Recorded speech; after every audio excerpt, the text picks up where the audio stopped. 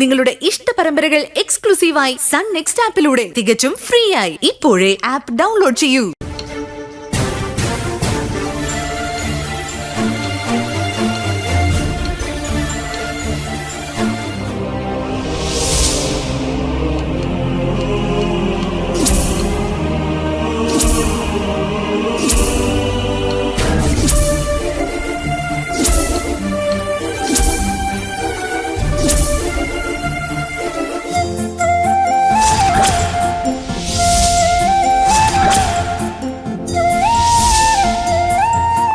ഇനിയിപ്പോ ഏതായാലും ഇതെല്ലാം കഴിഞ്ഞിട്ടല്ലേ പോകാൻ പറ്റും. നമുക്ക് അങ്ങോട്ട് പോയാലോ? വിജയൻ അങ്ങോട്ട് ഇരിക്കേ. ഈ പെണ്ണുങ്ങൾക്ക് പറയാനുള്ള കഥകളിൽ ഇടപെടാതിരിക്കാൻ വേണ്ടിട്ടാ ഇങ്ങോട്ട് വന്നിരുന്നു. എങ്ങനെയുണ്ട് ബുദ്ധി? അകത്ത് നല്ല സംസാരം നടക്കുന്നുണ്ട്, നമ്മൾ ഇടപെടേണ്ടി വരുമോ? അല്ല, ഇപ്പൊ തന്നെ തീർന്നോളൂ. ചെയ്തോട്ടെ. എന്താ അവിടെ? ഭരത്തിന്റെ കാര്യം പറഞ്ഞ് വെറുതെ ഭാമയായിട്ട് സംസാരമായി. ഞാൻ ഇടപെടണോ? വേണ്ട സൂര്യ, അതവിടെ തീർന്നു. അല്ല സദ്യ പറയട്ടോ. അല്ലടാ, ഭരത്തിന് വരൂ ഇല്ലെന്ന് അറിയില്ലല്ലോ. എന്റെ അങ്കിളെ അവൻ എവിടാന്ന് പോലും അറിയത്തില്ല. അവന്റെ കാര്യം തൽക്കാലം വിടാം. ഓ,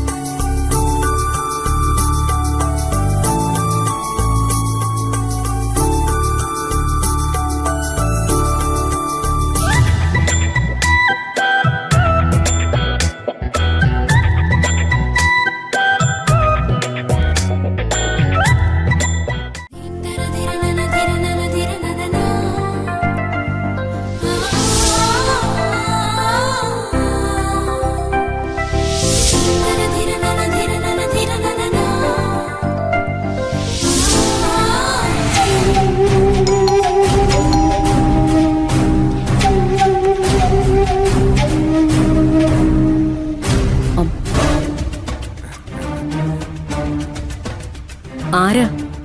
ഞാൻ മൈക്കിൾ. ഭരത്തിനെ കാണാൻ വന്നതാ. ഓ, വരൂ.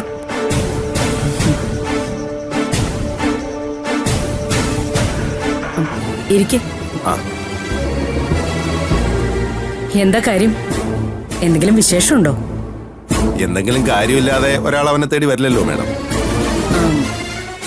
ഭരത് ഇപ്പോ ഇവിടെ ഇല്ല. എന്താ കാര്യമെന്ന് വെച്ചാ ഞാൻ വരുമ്പോ പറഞ്ഞേക്കാം. ഇവിടെ ഇല്ലെങ്കിൽ എവിടെ ഉണ്ടെന്ന് പറഞ്ഞാൽ മതി, ഞാൻ അവിടെ പോയി കണ്ടോളാം. എനിക്ക് അവനെ കണ്ടേ പറ്റൂ. അതെന്താ, അത്രയ്ക്ക് സീരിയസ് മാറ്റർ ആണോ? അതെ മാഡം, ഭരത് എന്നോടൊപ്പം ബിസിനസ് ചെയ്യുന്ന ഒരാളാ. എന്റെ ഒരു ഇടനിലക്കാരനെന്ന് വേണമെങ്കിലും പറയാം. പക്ഷേ ഇപ്പൊ കുറച്ചു നാളായിട്ട് ഭരത് എന്നെ പറ്റിച്ചു നടക്കുക. ഇനി അത് പറ്റില്ല. അല്ല, ഭരത് എങ്ങനെ പറ്റിച്ചെന്നാ മനസ്സിലായില്ല. മാഡത്തിനോട് പറഞ്ഞാ ചിലപ്പോ മാഡത്തിന് അത് വിശ്വസിക്കാൻ പ്രയാസമായിരിക്കും. അതുകൊണ്ട് ഭരത് വരുമ്പോ ദേ ഈ പാർസലും കൊടുത്താൽ മതി. എന്താ ഇത്? എന്താണെന്ന് പറഞ്ഞാൽ മാഡത്തിന് മനസ്സിലാവില്ല, ഭരത്തിനറിയാം. ദാ വാങ്ങിക്കണം.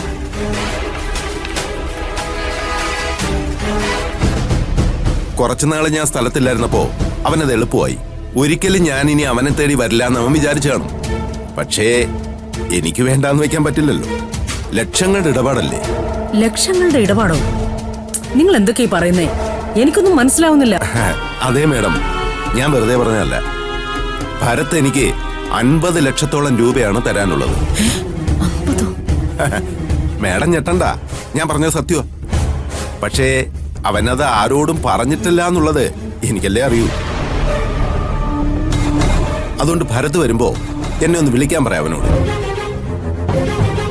ഞാൻ അവനെ വിളിച്ചിട്ടൊന്നും അവൻ ഫോൺ എടുക്കുന്നില്ല. ഭാര്യയുടെ അമ്മയല്ലേ, അമ്മായിയമ്മ. അമ്മായിയമ്മ പറയുമ്പോ ചിലപ്പോ അവ അനുസരിക്കും.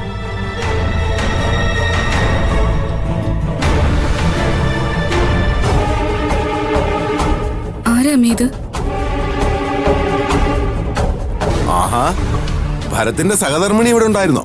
വരൂ.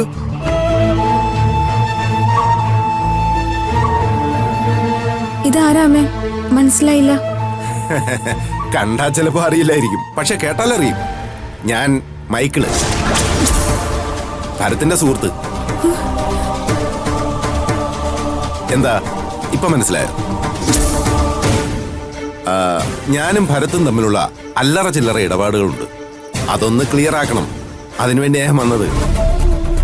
ഞാൻ നിങ്ങളൊന്ന് കാണാനിരിക്കുമായിരുന്നു. എന്തിനാ നിങ്ങൾ ഭരത്തേട്ടനെ വഴിതെറ്റിക്കുന്നത്? ഞാൻ ആരെയും വഴി തെറ്റിച്ചിട്ടൊന്നുമില്ല. അവൻ വഴി തെറ്റാതിരിക്കാൻ വേണ്ടി ഞാൻ 1-2 തവണ അവനെ സഹായിച്ചിട്ടുണ്ട്. എന്താ മോളെ ഇയാൾ എന്തൊക്കെയാ പറയുന്നേ? പറയാമേ. എന്നാ പിന്നെ സൗകര്യം പോലെ മോള് തന്നെ അമ്മയ്ക്കെല്ലാം പറഞ്ഞു കൊടുക്ക്. എന്നിട്ട് അവൻ വരുമ്പോ പറയണം എന്നെ ഒന്ന് വിളിക്കാൻ. ഇല്ലെങ്കിൽ കളി മാറുമെന്നും പറഞ്ഞേക്ക്. അപ്പൊ ശരി. എന്നാ പിന്നെ അയാൾ ആരായിരുന്നതി? അയാൾക്ക് എന്ത് ബന്ധം ഭരത്തുമായിട്ട്?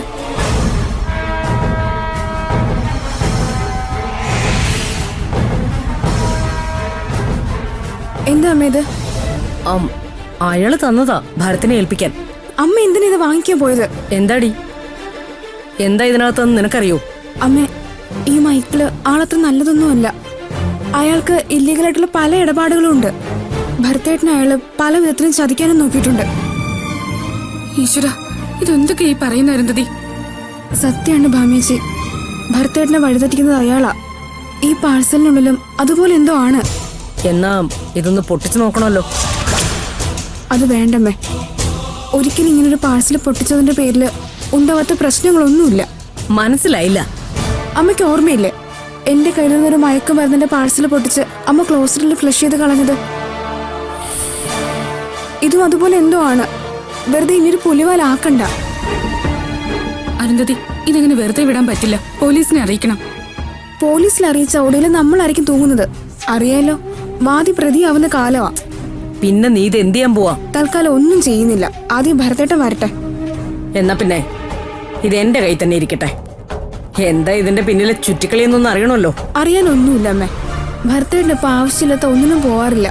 ഇത് ഭരത്തേട്ടനെ വീണ്ടും ചതിയിൽപ്പെടുത്താനുള്ള എന്തോ ഒരു പ്ലാനിങ്ങാ. നിനക്കപ്പോ ഇതൊക്കെ നേരത്തെ അറിയായിരുന്നോ?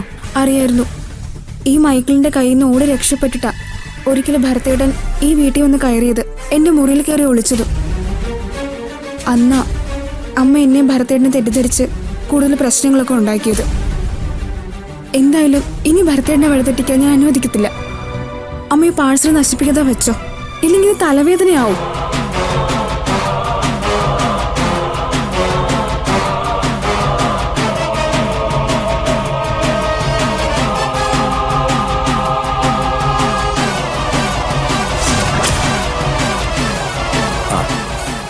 അനിരുദ്ധൻ പറഞ്ഞ പോലെ ഞാൻ ചെയ്തിട്ടുണ്ട്.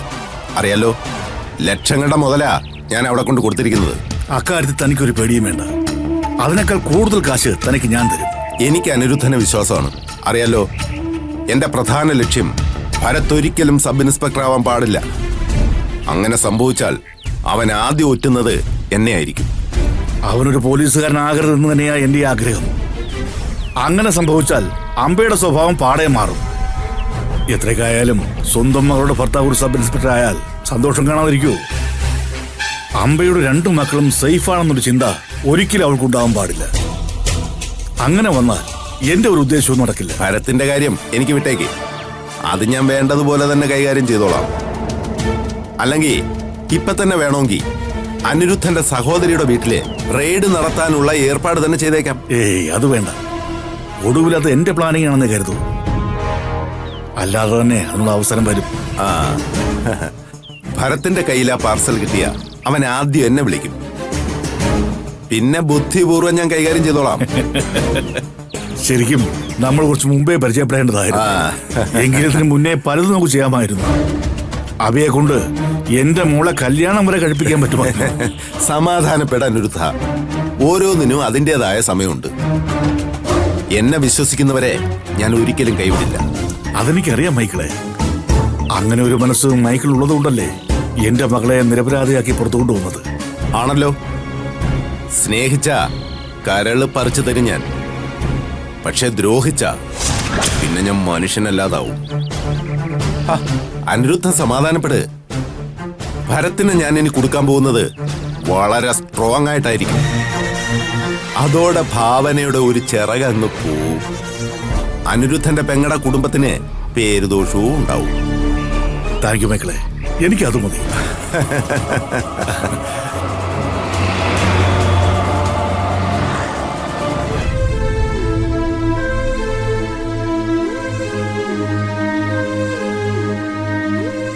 ഭരതേട്ടാ, എന്താ ഭരതേട്ടന്റെ ഉദ്ദേശം?